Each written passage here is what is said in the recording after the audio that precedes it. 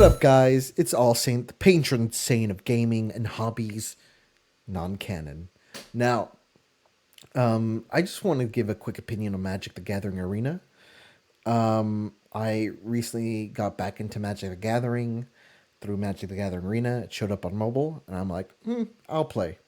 I played back in like 2012, 2013, back in high school, and it was really fun. I really enjoyed playing Magic: The Gathering, the card game. It was just a really fun game. Like I just liked the themes of it. I liked the gameplay. I liked how you had to have good strategy. It was just a fun game. And then once I left high school, got into college, I played a little bit, but I mostly stopped because like I didn't really have anyone to play with. Most of my friends didn't play Magic: The Gathering. And so, like, I sold most of my cards, mostly because I didn't need them. I didn't use them. Sold most of my cards, and the only cards I have left are some crappy red cards that I have just right here in my shelves. Just because I forgot to sell them. But but yeah, like this. Anyway, I was just making my observations as I rejoined Magic: The Gathering. I saw it, yeah, on mobile, and I thought it'd be interesting just to see how the game is, because I've been listening to this podcast where the guys on the podcast like to bash on Magic: The Gathering.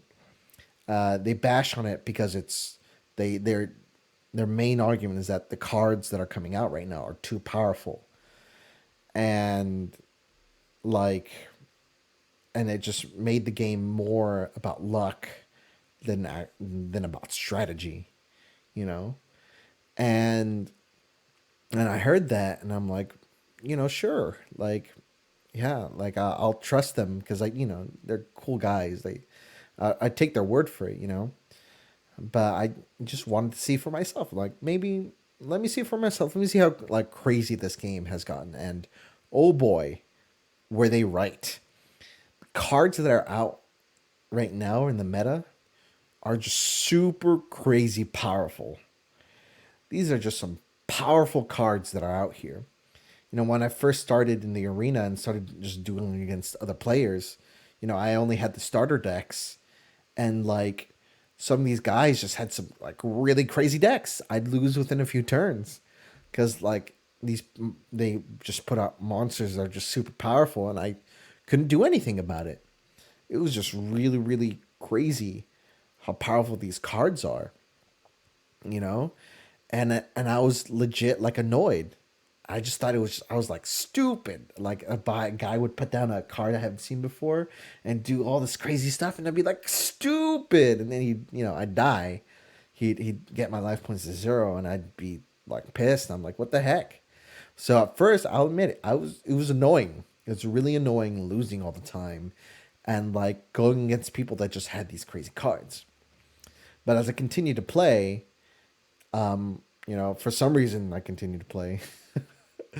I continued to play, and I did the color challenges, and I opened booster packs, and I got new cards, uh, and got new decks through the color challenge. I was able to sort of level the playing field, and it did become more fun, because I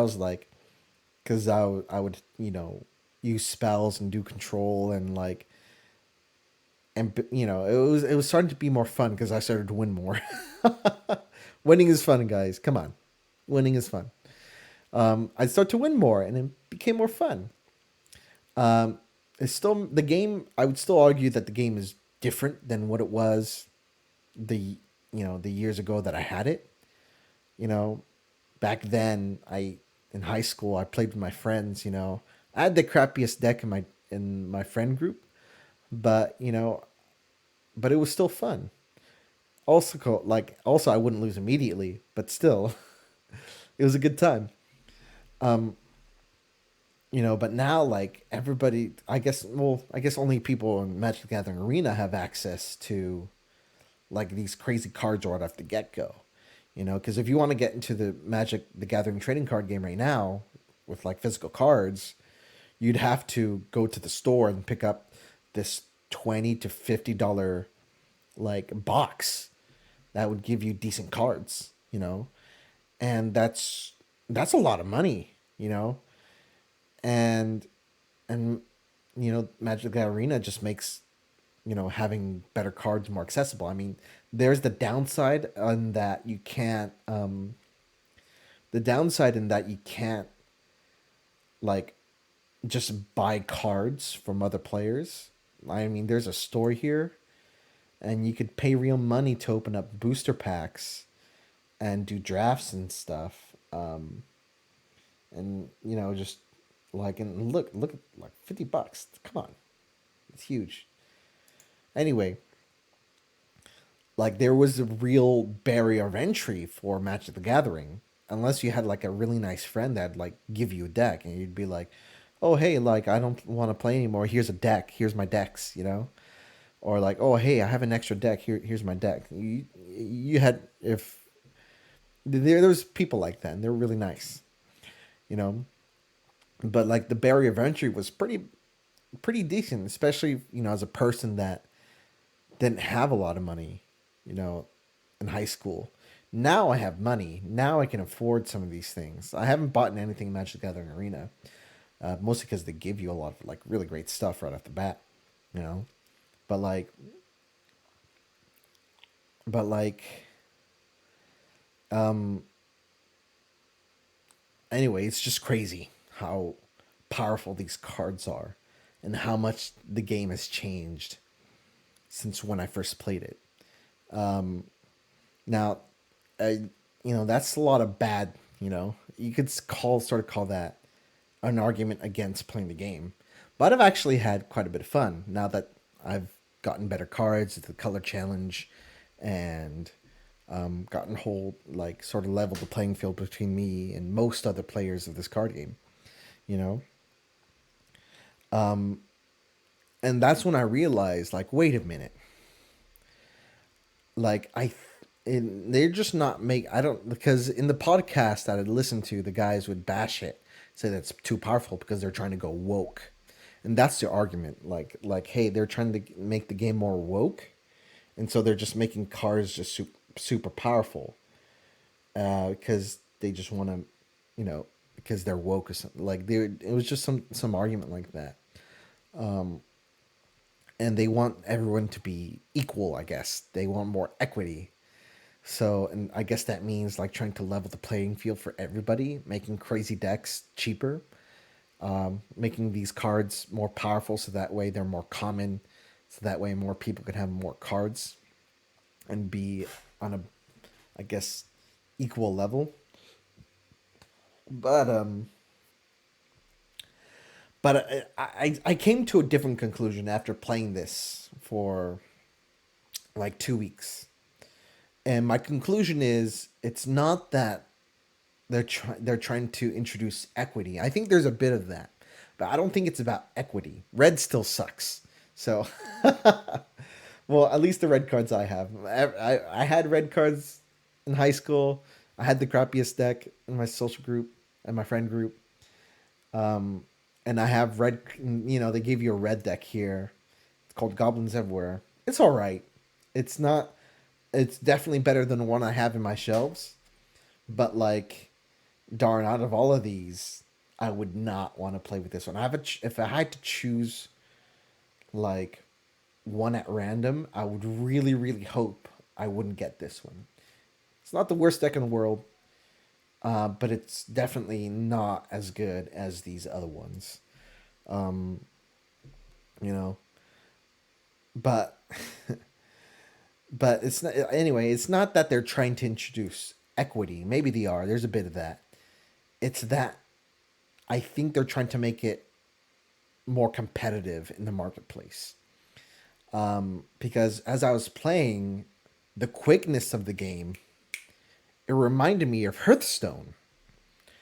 And I didn't play Hearthstone for very long, honestly. I just have to just admit and clarify. I didn't play Hearthstone for long time. I played it for about a week or two before I decided, you know what, I don't really want to play this game. I'd rather play Magic the Gathering. I played it for like a week or two, and it was a quick game. You know, you get things out quick. Some of these cards were really fun and had crazy effects, and it was just fast games. Just you just pop them out one another. Hearthstone was designed to be pretty quick, and I just feel that way about Magic the Gathering Arena. The game is designed. The cards that they give you are designed to come out on the field quickly. You're just like it's you get cards quickly, draw cards quickly. You you put out monsters on the field faster. You know, you put monsters in your hand faster. It's just fast, and I don't think it's a matter of equity, and it's a matter of competition. I think Magic the Gathering is trying to compete with Hearthstone because when Hearthstone came out, it blew up. It was a super popular card game. You know, other card games try to get into try to compete with Hearthstone by trying to be a Magic the Gathering of mobile games. You know, but like they just didn't take off. You know, Hearthstone is just Hearthstone. It was a great card game. You know, and it blew up, and now there's worldwide tournaments and with large prizes, and like it's highly competitive. But and honestly, like Magic the Gathering, I'd say it took a hit from Hearthstone. You know, like it really like they really saw that wow they had like some real competition because like in terms of card games like the competition is what Yu-Gi-Oh and Vanguard Card Zero Card Fight. You know, like very few card games are as popular as Magic the Gathering. You know, I'd say the closest ones probably it's probably more popular. Pokemon is definitely way more popular as a card game than than Magic than Magic the Gathering. Just honestly, honestly, Pokemon is way more popular than MTG. Yu-Gi-Oh, I'd say is up there. Vanguard Card Fight Zero. Nobody has played it until the mobile game came out. You know, but they're trying to. But anyway, I just see that they're just trying to be competitive, and that's okay. You know, the game is different, but it's trying to compete with what's in the market right now. You can argue that's a good thing or that's a bad thing, but I think that's just a matter of personal opinion. I think the game is fine. Like me, I'd prefer not feeling like my win or loss is dependent on a roll of a 20-sided dice because that is what it feels like most of the time. But I still have fun. It's still a fun game. It's still on my phone. It's just not what I remember, and that's okay.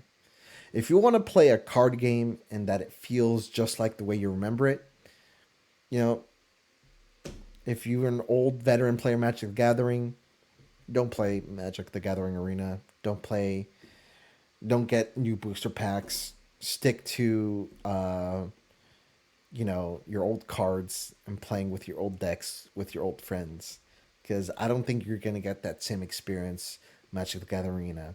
You're better off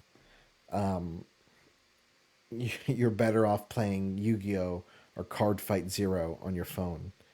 Vang or however you pronounce that game because those games their mobile versions have are more in line with the heart of the original game than MTG is, for good and for worse.